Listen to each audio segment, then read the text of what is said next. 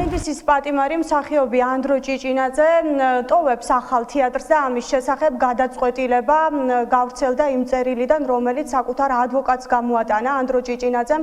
ანდრო ჭიჭინაძე წერს, რომ ის ტოვებს ახალ თეატრს და ამით უცხადებს სოლიდარობას იმ ადამიანებს, რომლებიც თავად არიან სოლიდარობის და მეგობრობის ნამდვილი სიმბოლო. ეს გადაწყვეტილება კი ანდრო ჭიჭინაძემ მას შემდეგ მიიღო, რაც მისი ბანერის ჩამოხსნის შემდეგ მისმა მეგობრებმა მიიღეს გადაწყვეტილება, რომ საერთოდ დაეტოვებინათ ახალი თეატრი.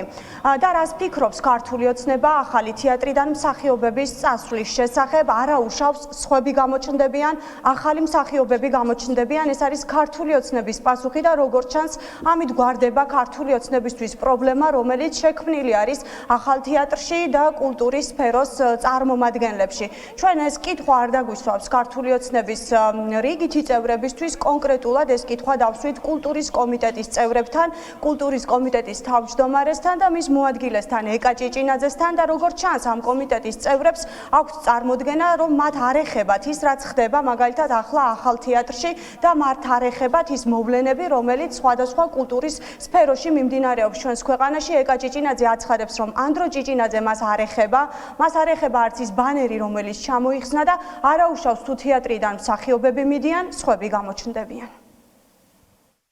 ანდრო ჭიჭინაძის ბანერი ჩამოხსნეს, რა საშავებდა? ერთი წელი იყო ის ბანერი იქ და პროტესტის ნიშნად ამის შემდეგ უკვე ახალი თეატრი დატოვა ძალიან ბევრმა მსახიობმა. რამდენმა მსახიობმა დატოვა? რატომ არ იცით რა მიპასუხოთ? მართლა არ ვიცი რა მიპასუხოთ. ისეთ კითხვებს ისე მომწონს თქვენ გადაღებული სიუჟეტებით, ჩემზე ძალიან მადლობა. ხაბატონო, ეკა ჩვენ სერიოზულ პრობლემაზე გესაუბრებით. ანდროს ბანერი რა საშავებდა? პასუხი არ მაქვს.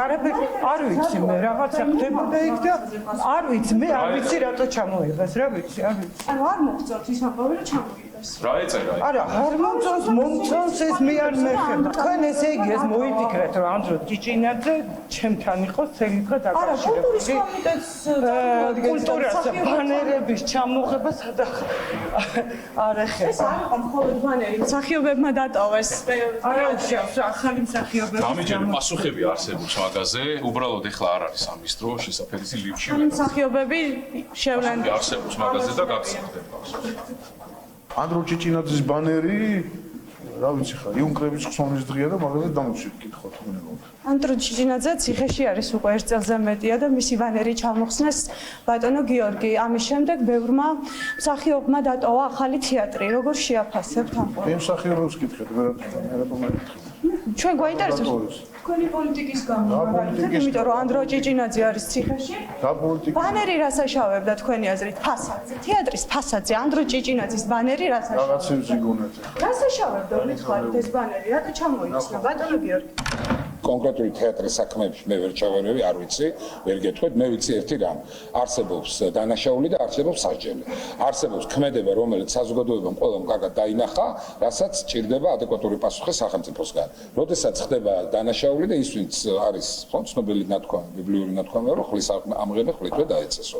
თუ კი ჩაიდნენ დანაშაულს, ბუნებრივია, რომ პასუხი იქნება ადეკვატური. და ეხლა კონკრეტულ თეატრში რა ინტერპრეტირება აქვს ამას და როგორ ცდილობენ ეს ძალები ცალკეული მოძალადეთა ქმედება შეაფასონ, ეს მოდი მათ სინდისზე იყოს.